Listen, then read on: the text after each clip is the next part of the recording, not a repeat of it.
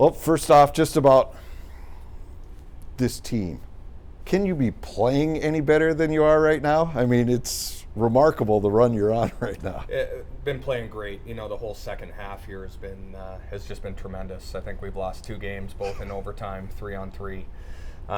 So just love our team, love the way we're playing and competing every day. And it's been a joy to watch and a team that's been a joy to coach.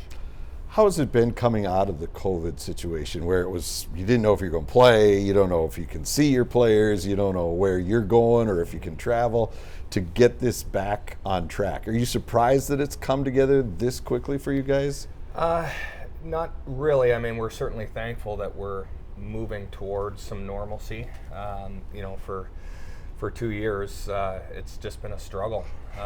You know, 2 years ago, we were in the NCAA tournament and it got canceled 36 hours before we were set to play in it.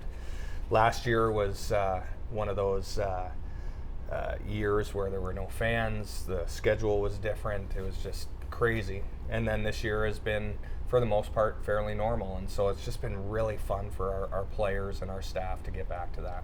Is that kind of driven this group because of the things that may have been taken away from you guys? Well, I think one of the biggest motivating factors for our group was being left out of the NCAA tournament last year.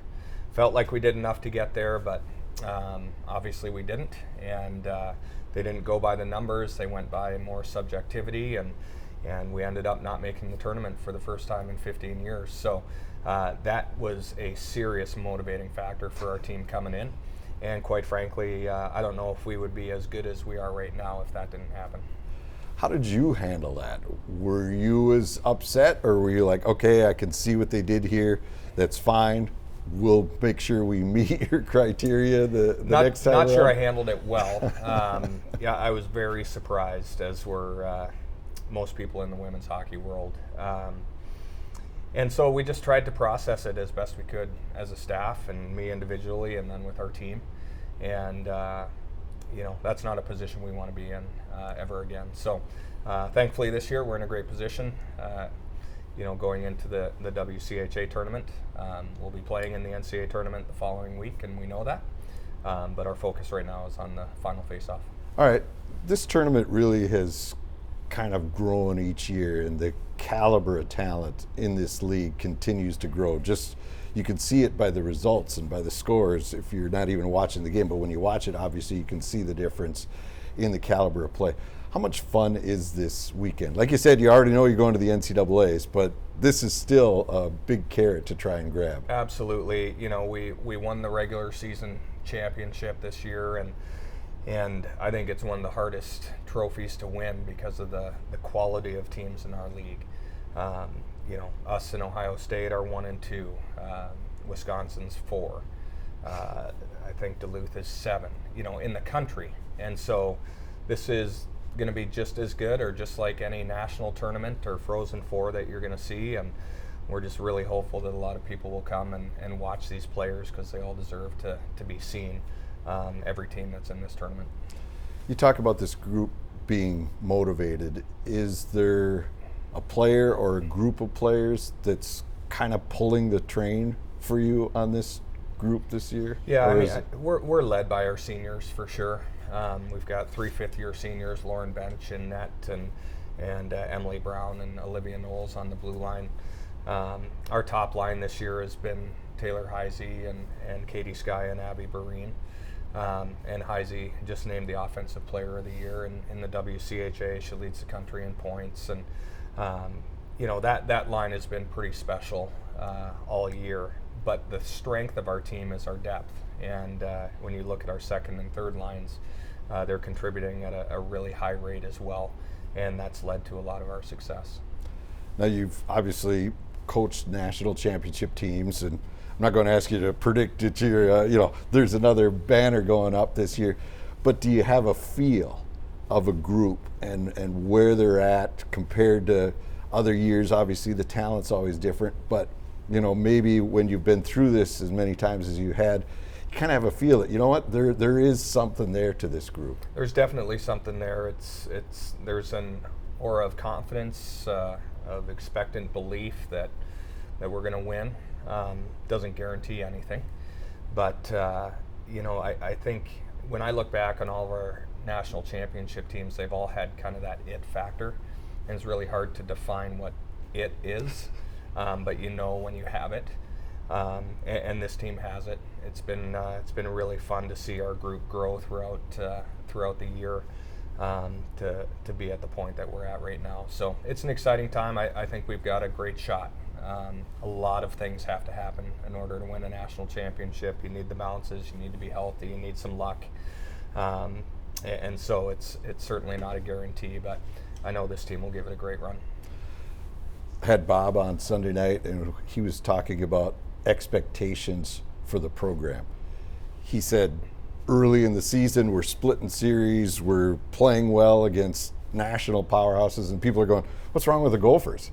And he's like, well, nothing really. Yep. I mean, do you get a lot of that, what he called outside noise, that you have to deal with, and you have to sometimes protect your players and say, don't worry about what's going on outside, we're fine? Oh, absolutely. I mean, we haven't won a national championship since 2016. Well, that's, oh my God. 6 years ago or whatever, 5 years ago, whatever it is. And, I obviously we had a magical run there in